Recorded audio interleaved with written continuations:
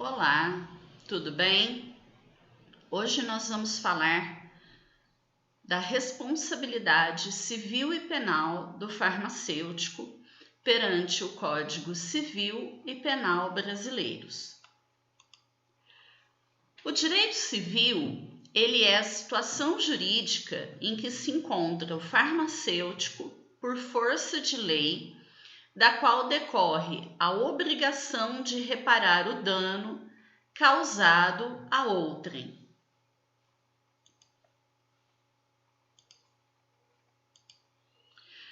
Ainda que o agente causador do dano, no caso o farmacêutico, ele se negue a ressarcir o prejuízo, a lei tem poderes coercitivos para obrigá-lo a satisfazer a exigência legal, a não ser que ele não tenha nada de valor em seu nome. Então, mesmo que o farmacêutico ele se negue a pagar a indenização, a lei ela tem meios para fazer cumprir a determinação judicial.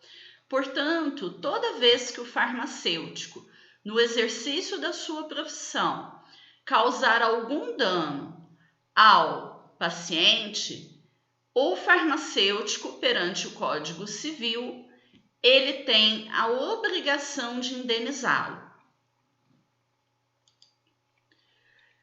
No artigo 951, diz o seguinte, que o disposto no artigo 948, 949 e o 950 aplica-se ainda no caso de indenização devida por aquele que, no exercício de sua atividade profissional, por negligência, imprudência ou imperícia, causar a morte do paciente, agravar-lhe o mal, causar-lhe lesão ou inabilitá-lo para o trabalho. Então, aqui são citadas as situações nas quais o farmacêutico tem a obrigação de indenizar. Se houver morte, se a condição de saúde, o problema de saúde for agravado, se o farmacêutico causar alguma lesão no paciente, enfim, esse artigo ele traz as situações nas quais o farmacêutico tem a obrigação de indenizar. Então, o artigo 948 diz o seguinte, que no caso de homicídio, a indenização ela consiste, sem excluir outras reparações, no pagamento das despesas com o tratamento da vítima, com o seu funeral e o luto da família, e na prestação de alimentos a quem o morto os devia. E isso levando-se em consideração a provável duração da vida da vítima, tá? Então, a indenização, ela consiste nesses itens sem excluir outras reparações. No artigo 949 diz o seguinte, que no caso de lesão ou outra ofensa à saúde, o ofensor indenizará o ofendido das despesas do tratamento e dos lucros cessantes até o final da convalescença, além de algum outro prejuízo que o ofendido prove haver sofrido. Então, o farmacêutico ele vai arcar, com o tratamento, com os lucros cessantes, até que o indivíduo, até que o paciente, ele se restabeleça completamente. E no artigo 950 diz o seguinte, que se da ofensa resultar um defeito pelo qual o ofendido não possa exercer o seu ofício ou profissão, ou se lhe diminuir a capacidade de trabalho, a indenização, além das despesas do tratamento e lucros cessantes até o final da convalescença, incluirá uma pensão correspondente à importância do trabalho para o qual o ofendido se inabilitou ou da depreciação que ele sofreu, tá? No parágrafo único, cita que o prejudicado, se preferir, ele poderá exigir que a indenização seja arbitrada e paga de uma só vez. Então, um acordo para o pagamento dessa indenização vai depender se o ofendido aceitar esse acordo. Porque se ele quiser, ele pode exigir, né, que a indenização seja paga de uma única vez. Bom, considerando o direito penal é um conjunto de normas jurídicas que regulam a atuação estatal no combate ao crime contra a pessoa humana, sua saúde, sua honra, seu patrimônio, a paz pública, a segurança da família e etc. Tá? Então, caso o farmacêutico cause algum dano ao indivíduo, ao paciente, ele vai responder perante o Código Civil com a obrigação de indenizar, mas ele também responde perante o Código Penal, no qual ele poderá sofrer uma punição, sendo apenado, cumprindo pena de detenção ou reclusão, de acordo com o tipo de crime praticado. Bom, em relação aos tipos de crimes, nós podemos citar o crime doloso e o crime culposo. É a modalidade de crime. O crime doloso é quando entra a vontade do autor, ou seja, quando o indivíduo ele comete o ato ilícito por vontade própria e ele assume o risco de produzi-lo, tá? Então, no crime doloso, o indivíduo ele tem consciência do ato que ele praticou. Ele assumiu o risco de matar, por exemplo. Vamos citar, por exemplo, a questão fora, né, da nossa profissão, a questão do beber e dirigir. Todos nós sabemos que a bebida alcoólica ela altera a nossa percepção e a nossa coordenação motora.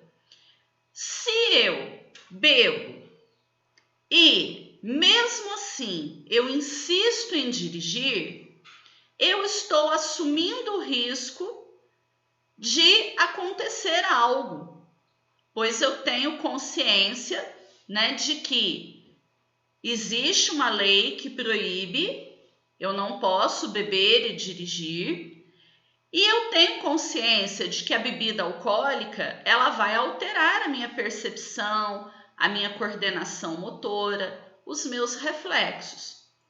Portanto, se ao conduzir o carro embriagada, eu atropelar alguém, independente se essa pessoa vem a óbito ou não, eu cometi um crime doloso. Por que doloso? Porque eu assumi o risco. Eu assumi o risco. Eu tenho plena consciência de que beber e dirigir é um ato ilícito. Então, eu vou responder por um crime doloso e não por um crime culposo.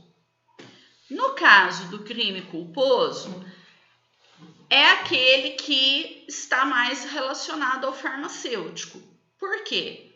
Porque normalmente o farmacêutico ele não tem intenção de causar dano ao paciente, né? Ele não tem essa intenção. Portanto, o crime culposo é quando não entra a vontade do autor. Ele cometeu um ato que é considerado um crime, mas ele não teve intenção. Ele não teve vontade de cometer este ato, tá? Eu vou dar alguns exemplos para vocês, tá bom? Depois eu vou falar sobre isso. Bom, no nosso ofício, o que pode ocorrer? Eu posso cometer, por exemplo, um crime de lesão corporal. O que é lesão corporal? Seria ofender a integridade corporal ou a saúde de outrem. Essa lesão corporal, a pena é uma detenção de 3 meses a 1 ano, tá? Se por um acaso essa lesão corporal for de natureza grave e resultar na incapacidade para as ocupações habituais por mais de 30 dias, perigo de vida, debilidade permanente de membro, sentido ou função, ou aceleração do parto, a pena é reclusão de 1 ano a 5 anos. Então, vou dar um exemplo de lesão corporal grave, no qual há uma debilidade permanente de membro, sentido ou função, tá? Se você, por um acaso, ao administrar um injetável na região do glúteo, você acometer o nervo ciático desse indivíduo e ele perder o movimento dessa perna, ou ele tiver uma redução na funcionalidade dessa perna, então ele pode ter, por exemplo, uma paralisia ou uma parestesia, tá? Então, se acontecer isso, você causou uma lesão corporal, ok? De natureza grave. Por quê? Porque você causou uma debilidade ou uma incapacidade permanente do membro, ok? Então, seria enquadrado aqui, nesse item. Bom, no parágrafo 2º, né, se resultar numa incapacidade permanente para o trabalho, numa enfermidade incurável, na perda ou inutilização de um membro, sentido ou função, numa deformidade permanente ou no aborto, a reclusão é de 2 anos a 8 anos, tá? Eu vou dar um exemplo aqui também. O diclofenaco, seja ele de sódio ou de potássio, né, o diclofenaco injetável, ele deve ser aplicado na região do glúteo. Na bula vem uma recomendação, né, para que você aplique esse medicamento na região glútea. Por quê? Porque ele pode ocasionar uma necrose. Então, não é recomendado, de maneira alguma, aplicar o diclofenaco no deltoide, no braço. Vamos imaginar que você aplique esse medicamento no deltoide e ocorra ali uma necrose, tá?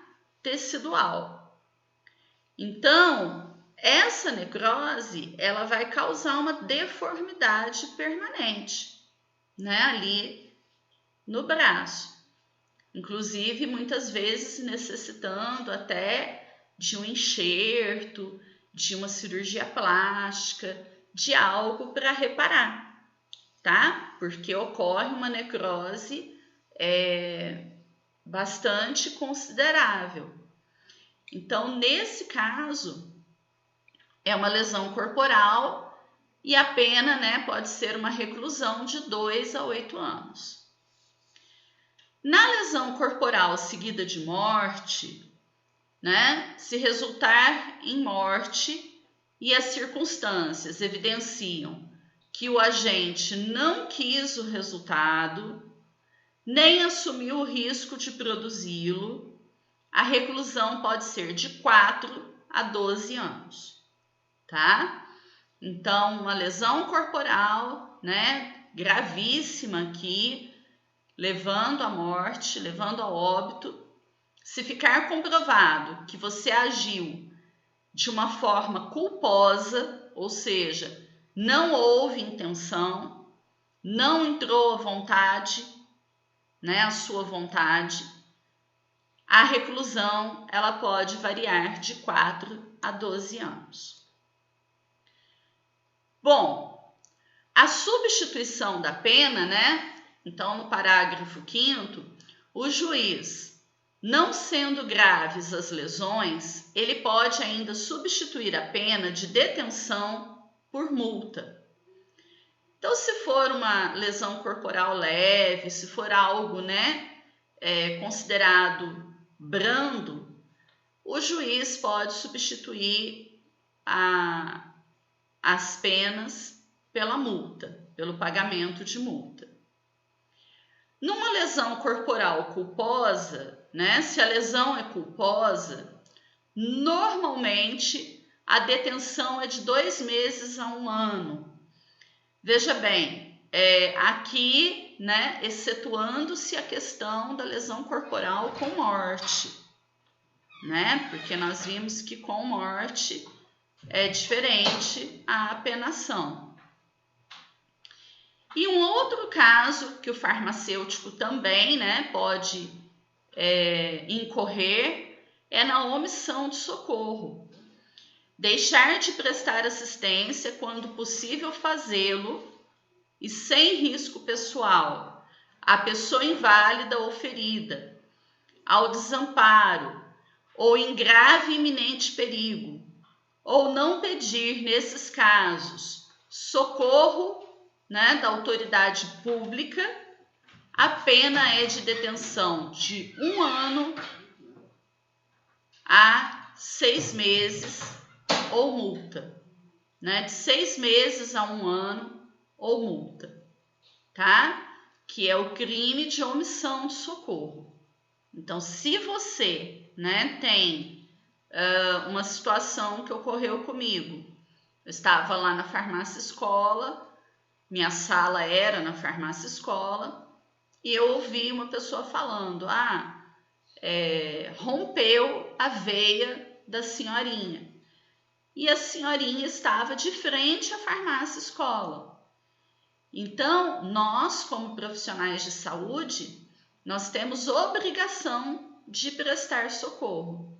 Se, por um acaso, né, nós nos omitirmos, nós podemos responder por isso, mesmo que ela não esteja dentro do estabelecimento, né? Ela estava do lado de fora, ela estava passando na rua, mas como nós vimos o ocorrido, a nossa obrigação é socorrer.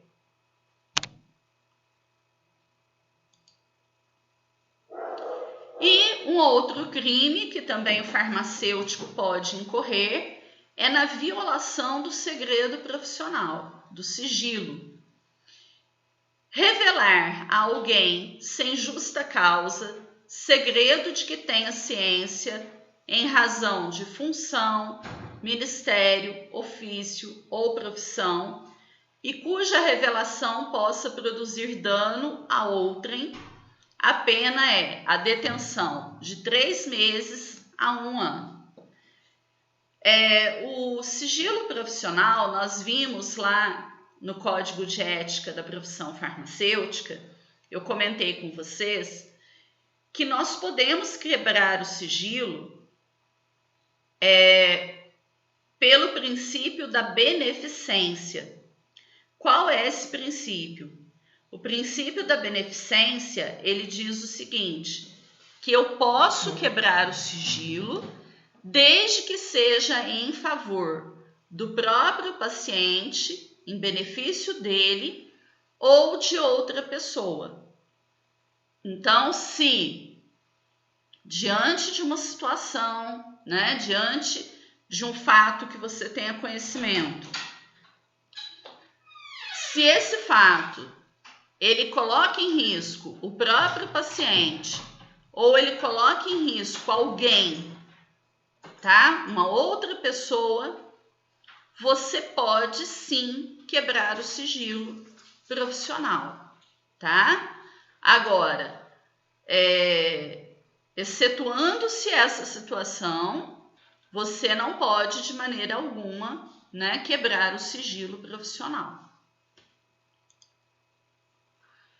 Então, nós vimos que o farmacêutico ele vai responder de 3 formas. Perante o Código Penal, no qual ele é julgado e se condenado, ele vai sofrer uma apenação. Perante o Código Civil Brasileiro, no qual o farmacêutico ele tem a obrigação de indenizar. E perante o Código de Ética da Profissão, que nós vimos, quando eu falei do Código de Ética, que o farmacêutico ele pode sofrer, por exemplo, uma advertência ou censura, ele pode sofrer multa, ter que pagar uma multa, ele pode ser suspenso das suas atividades profissionais por um determinado período, ou ele pode sofrer a eliminação ou cassação do seu diploma, que seria a eliminação completa do Conselho de Farmácia e, portanto, ele não poderia mais exercer a profissão de farmacêutico. Bom, e o que vem a ser, então, imprudência, negligência e imperícia?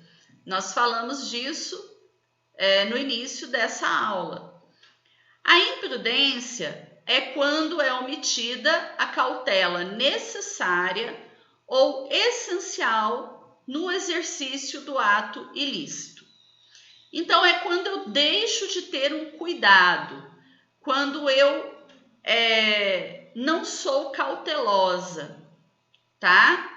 Por exemplo, se eu, numa drogaria, eu recebo uma receita, uma prescrição, e essa prescrição, ela está ilegível, e eu dispenso com base no eu acho que é tal medicamento.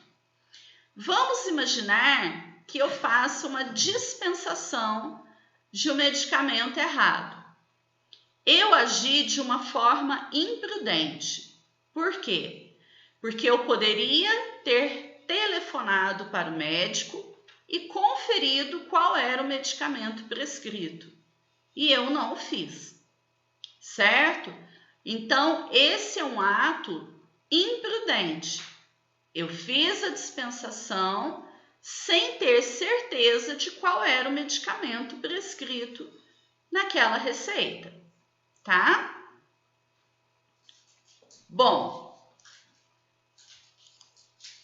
em relação à negligência, é a omissão de uma precaução ordenada pela prudência e cuja observância teria evitado o acidente. Na negligência, o agente, no caso aqui o farmacêutico, é um desleixado, um inativo. Então, por exemplo, vou dar alguns exemplos de negligência, tá? Se eu sei que eu preciso fazer o processo de aferição e calibração das minhas balanças na farmácia de manipulação e eu não faço, eu estou sendo negligente, tá? Por quê? Porque eu tenho plena consciência de que é necessário fazer a aferição e a calibração das balanças para que não ocorra nenhum problema com a pesagem da matéria-prima, com a pesagem dos princípios ativos e demais insumos farmacêuticos. Então, eu estou sendo negligente. No exemplo que eu dei para vocês, né, na aula síncrona, eu comentei o caso de uma farmacêutica que manipulou uma loção e colocou no rótulo loção com fator de proteção solar 30, porém ela não colocou nenhuma gota da matéria-prima do filtro solar, tá? Então a loção ela era apenas o quê? Apenas Laneige. Ela agiu intencionalmente. Ela tinha plena consciência do que ela estava fazendo. Então, o ato dela foi um ato negligente. Ela agiu de forma negligente, tá? E a imperícia, algumas pessoas dizem que a imperícia é o pior dos três. Por quê? Porque na imperícia fica caracterizado a falta de capacidade técnica do indivíduo. Então, a imperícia é a inobservância por um despreparo ou desconhecimento técnicos das cautelas especiais no exercício de uma arte, ofício ou profissão, ok? Então, a imperícia teoricamente seria o mais grave. Caracteriza que o farmacêutico ele não está preparado para exercer o seu ofício. Então, por exemplo, se ao aplicar um injetável por via intramuscular no glúteo, eu aplico de forma errada e eu causo ali uma lesão no nervo ciático, isso caracteriza uma falta de preparo e conhecimento técnico. Porque se o farmacêutico ele tem preparo, ele tem conhecimento técnico, ele vai saber aplicar um injetável sem que ele acometa o nervo ciático. Ele vai saber aplicar no local correto. Então, isso é uma imperícia. Uma outra situação de imperícia, se eu preciso converter uma dosagem, tá? Na manipulação, eu vou pesar um princípio ativo e eu preciso converter, né, de miligrama para grama para fazer a pesagem. Se eu não sei fazer uma simples conversão de miligrama para grama e eu peso essa substância de forma errada e eu causo um dano ao paciente, isso é um caso de imperícia, né? Como que um profissional farmacêutico ele não sabe fazer uma simples conversão de miligrama para grama, tá? Então, isso é um caso de imperícia, ok?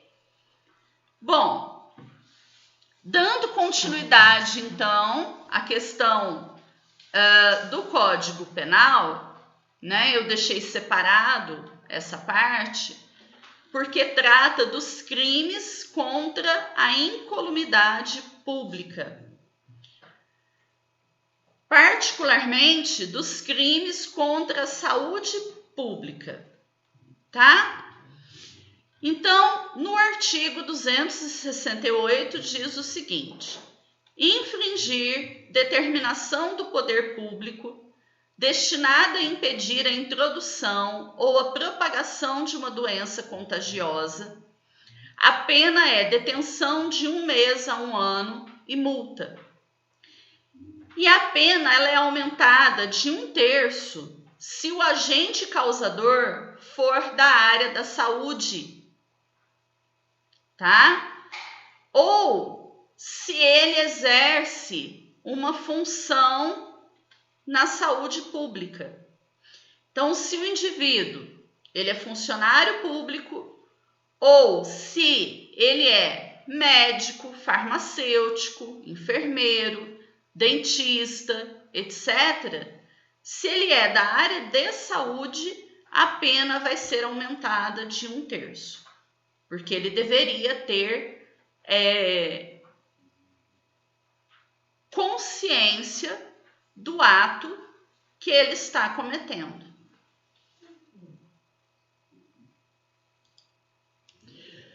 O exercício ilegal da medicina, da arte dentária ou farmacêutica, tá?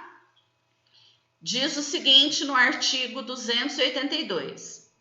Exercer, ainda que a título gratuito, a profissão de médico, dentista ou farmacêutico, sem autorização legal ou excedendo-lhe os limites, a pena é detenção de 6 meses a 2 anos.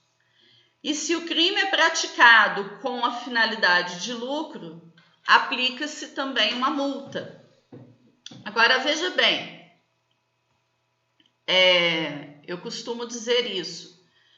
Quando nós falamos do exercício legal da medicina, o exercício legal da arte dentária, né, da odontologia, a lei normalmente se aplica, certo? Quando nós nos deparamos com um falso médico, um falso dentista, esse indivíduo ele é denunciado e ele vai então responder um processo perante o Código Penal. No entanto, na nossa profissão, o que acontece? Constantemente, nós vemos pessoas exercendo ilegalmente a farmácia. O próprio proprietário de farmácia, muitas vezes, ele invade o nosso âmbito de atuação, ele age como se ele fosse o farmacêutico, ele muitas vezes, inclusive, ele se auto-intitula farmacêutico e não acontece nada, infelizmente. Então, na nossa profissão, isso já é algo comum, né? O exercício ilegal da farmácia. Porque muitos balconistas, muitos proprietários de farmácia agem dessa forma e nada é feito em relação a isso, tá? Bom, nós ficamos por aqui hoje.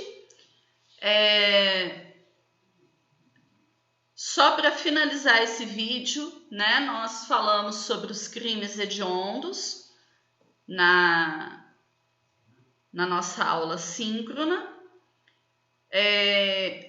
Os crimes hediondos para a área do farmacêutico são o tráfico ilícito de entorpecentes e drogas afins. Na verdade, né, nós nos enquadramos nas drogas afins. Então, quando você vende um psicotrópico, quando você vende um medicamento da portaria 344 sem receita, você está fazendo tráfico. Quando você compra medicamentos da portaria 344 sem nota fiscal, você está, né, participando de um tráfico de drogas afins. Então, o farmacêutico tem que ter muito cuidado em relação à portaria 344, conhecer essa portaria, porque, dependendo das suas atitudes, ele pode responder por tráfico ilícito de drogas afins. Qual é a apenação para crime hediondo? De 10 a 15 anos de reclusão, tá? Lembrando que uma outra instância, né, na qual o farmacêutico responde em relação ao crime hediondo é com relação à adulteração, falsificação, corrupção de produtos alimentícios, bebidas e medicamentos e produtos com finalidade terapêutica. Então, quando há, né, corrupção, falsificação, adulteração, o farmacêutico também vai responder. Lembrando que a pena, né, a apenação é diferente para alimentos e bebidas, é diferente da apenação para medicamentos e produtos destinados a fins terapêuticos, ok? Então, até a próxima aula. Obrigada pela atenção.